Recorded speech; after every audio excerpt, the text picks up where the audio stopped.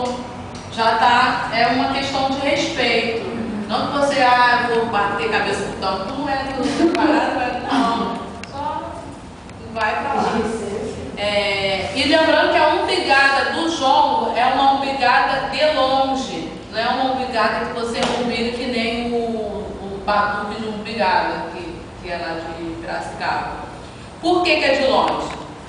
Cada um tem um fundamento, né? A gente sabe que essa região aqui, ela nos diz muita coisa da nossa espiritualidade, não só na religião africana. Eu já ouvi falar de outras religiões também, que essa região é uma região... Então, quando a gente umbiga, a gente está trocando energia. A gente está trocando, pode ser uma energia boa, pode ser uma energia ruim.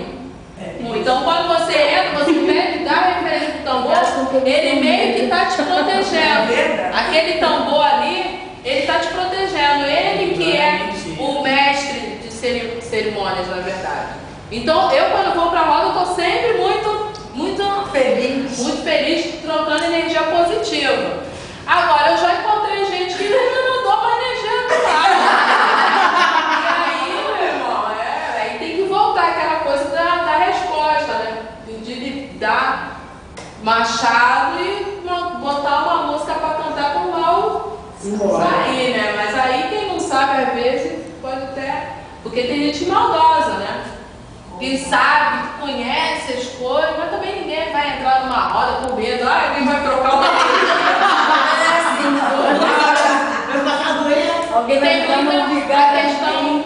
Tem a questão também da capoeira, né? A gente tem aquela corporeidade da capoeira, que você, na capoeira, você se protege aqui, e no jongo você pega, e daqui você também se protege, você protege o seu chakra, você protege a sua região de energia, que é o centro de energia. Então, no centro espiritual, no centro físico, no corpo não. Quem trabalha com o corpo, ele sabe que é o centro